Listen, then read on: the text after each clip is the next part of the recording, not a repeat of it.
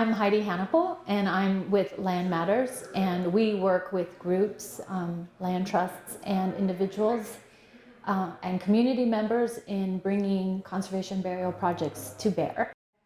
So I feel super passionate about conservation burial grounds simply because I'm passionate about conservation in general.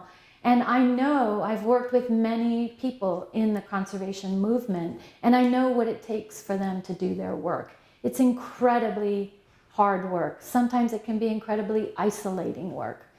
It demands a lot of attention, concentration, purpose, deliberation, resources, funding, persistence, determination, all of those things that are part of actually the way we are in the world, in a landscape.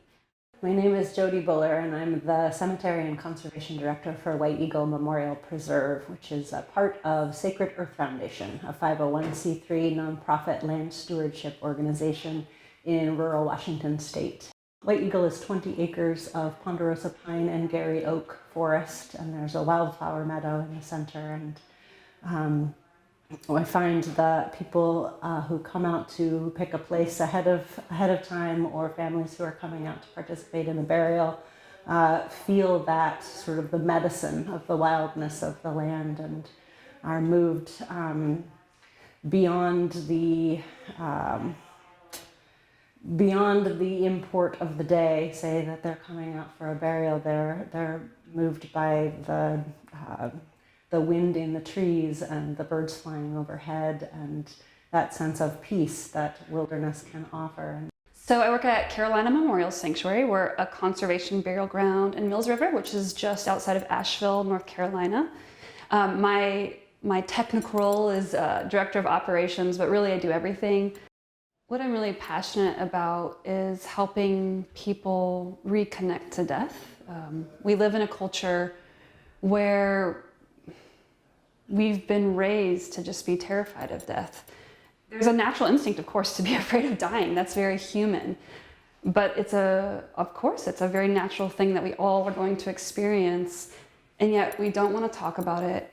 We don't even want to think about it. I'd also had a teacher in the 7th grade, a substitute teacher, who told us all he wanted to be buried in a burlap sack and have a tree planted over him. I thought that was the coolest thing I'd ever heard, when you're in the 7th grade. I've been a family doctor now for 35 years, and I've taken care of the guy who gave me my first haircut. I still take care of my 1st grade teacher. I take care of one of my football coaches, one of the nicer ones, because they were all nice.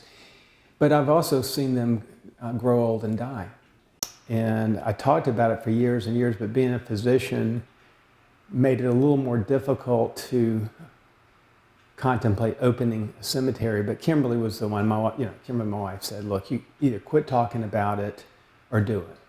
And so we organized the company in 1996. So that was the beginning. And people ask if we're nonprofit, and I said, well, we were nonprofit for a long time, but we were not intentionally. We were because we were the first ones, and so nobody get this message. We're socially responsible, for-profit cemetery that does these other things. There's a lot of message to do in Oconee County, South Carolina. When we started, I called down to the South Carolina Funeral Board to ask them, because I was sort of assuming there would be lots and lots of paperwork. And the delightful secretary told me that the cemetery board had been disbanded, and she did not know where its powers of authority had gone. And she said, but I think that I had told her what we were trying to do and the basic premise and idea. And she said, but I think what you're doing is really quite special and wonderful, so I would just continue doing what you're doing. We just had trails through the woods. And that's how it kind of began. We were very lucky. We did not have to, we had it classed as a cemetery and deeded as a cemetery in the tax books.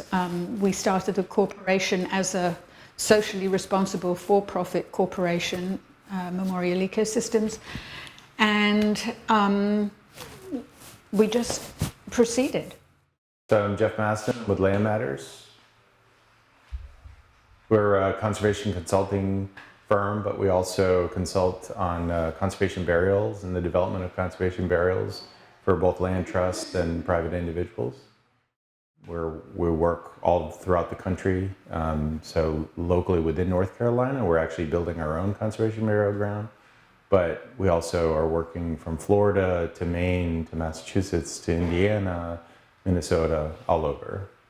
Each state's laws are quite different, and as are the regulations for the different counties that usually have the zoning is quite different as well. So it's very much driven by a case-by-case basis on what an individual wants to do, how they want to set up their burial ground, and the amount of land that they own, their population, different factors like that will help or hinder someone's thinking of exactly what they want to do.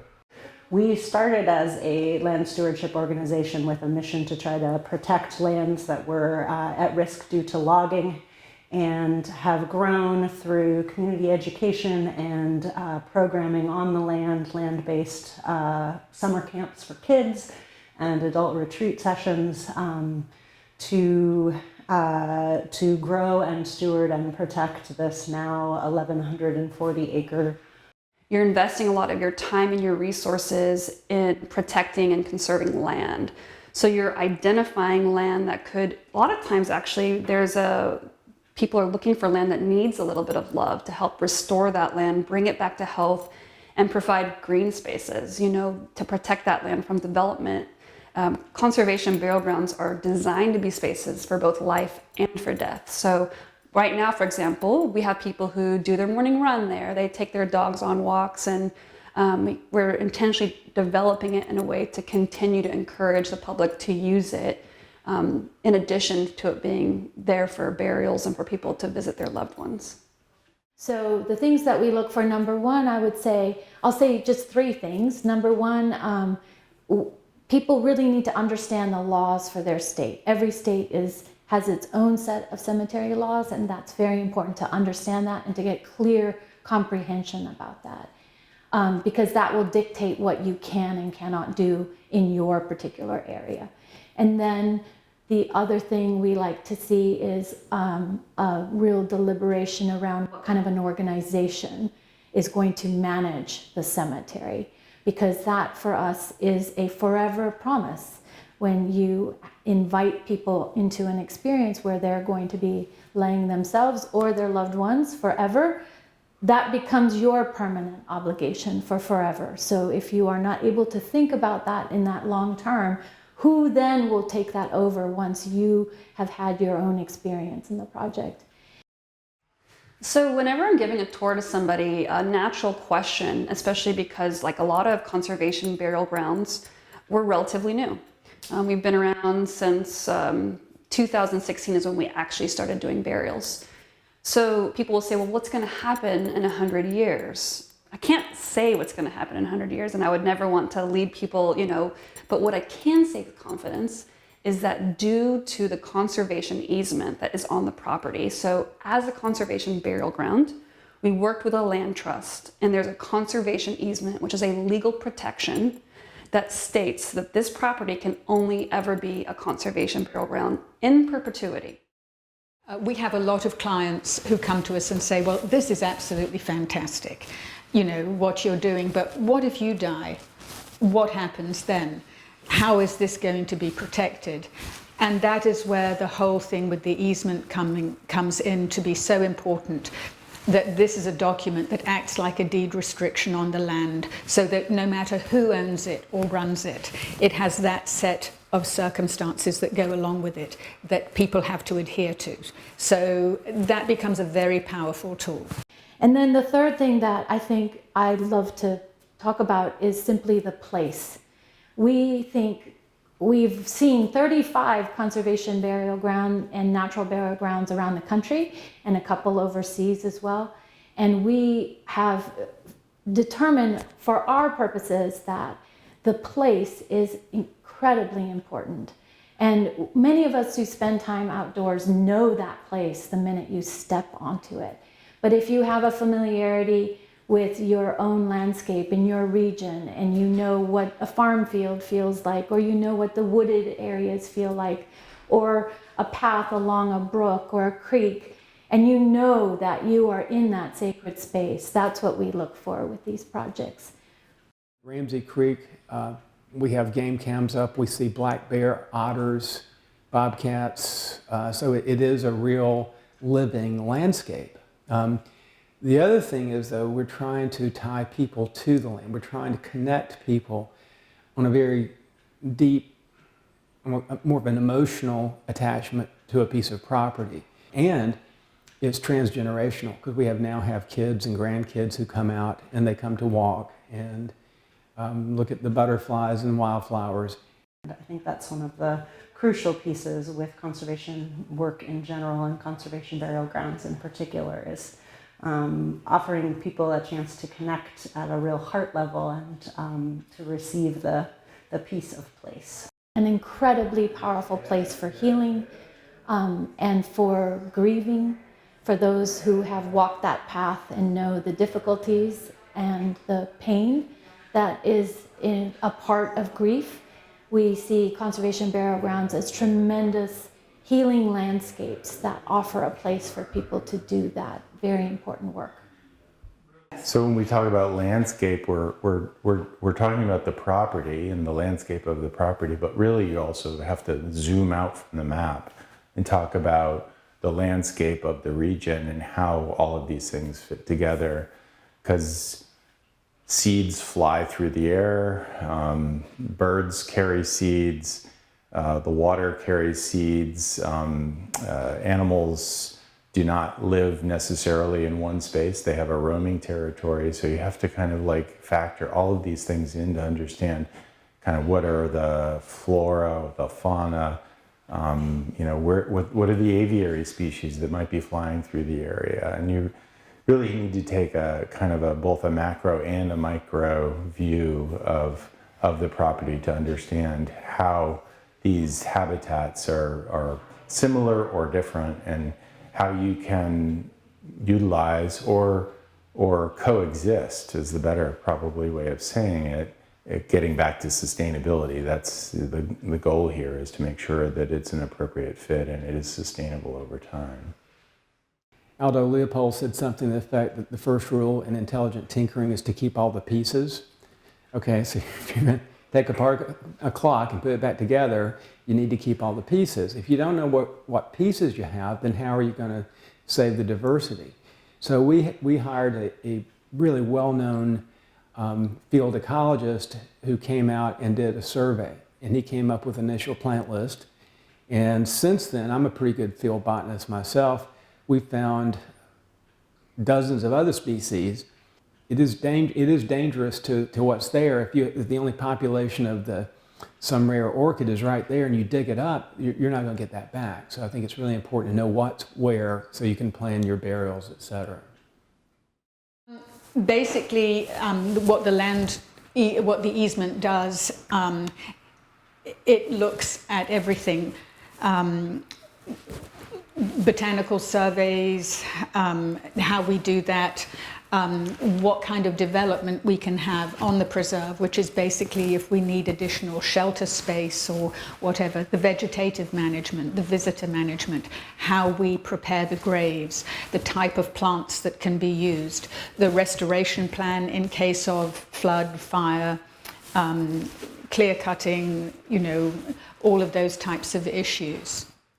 And so part of what we're looking at is the habitat is what's the right destination for restoring habitat? Is it a longleaf forest? Is it a grassland? How can we lead and use this conservation burial tool to bring that habitat back? So when you lose habitat, it is so difficult to get it back, and restoring habitat, and especially from things like brownfields and other things like that, which obviously can take centuries. But just restoration, the time that it takes for that to happen can be very slow. And certainly in doing things that we're doing at Ramsey Creek right now, we know we won't see some of those things come into fruition in our lifetime. We'll be dead and gone and part of that ecosystem. You look at some of these early cemeteries and they're just cheek to jowl with people. They didn't think 200 years in the future. So that's that tyranny of small decisions. Well, gee, we can put a few more people, a few more people, a few more people, and before you know it, it doesn't look like a conservation area, it looks like a cemetery. So the idea was that if someone outside of the organization doing the conservation burial, they would have someone who could hold their feet to the fire if need be and say, no, really, you can't do this. You've agreed X number of burials and it's going to be managed this way. So no, you can't start allowing all these other things to make more money. You're pretty much held to it. So that was the idea, is that trying to think not just my lifetime, but beyond my lifetime, maybe 200 years from now, what are these places going to look like? And I think if you don't have an outside organization that really has conservation at its heart, that there's a real risk that it could slowly change into something else. Goal of preserving wilderness in perpetuity is a really strong motivating factor for us as an organization, and people respond to that very strongly. I think that's part of what draws people to conservation burial, is this idea that their monies and their final resting place will go toward helping to protect land for forever in its intact state. I've always loved cemeteries. I think that they're one of the most sacred spaces. For me, I feel an enormous amount of peace inside of them because it's so easy to get caught up in our lives, and there's something about being reminded of the fact that we're mortal and that our time is finite that for me puts everything in perspective. One of the reasons I was not afraid to embrace this was because I'd been taking care of people. I delivered over 200 babies before I quit doing it, and then I can't tell you how many people I've pronounced dead. So it's like they don't become ready. That idea of continuing the care, the aftercare. For me, what was most dramatic was the change in the land from knowing it was nobody being buried there to people being buried there. And I walk there now, and having been to most of the burials and meeting so many of the families, meeting a lot of the people who are buried there and talking with them, and now they're there. It's a whole sort of re-ghosting of the landscape in a way that, for me, there's the story of the land through the plants and through the geology and, the vegetation. But now there's the stories of the actual people in the land, and it has made the place so much richer. So fill to me the parting glass. Good night, and joy be with you all. Oh, all the comrades ere I had are sad that I am going away, and all the sweethearts that ere I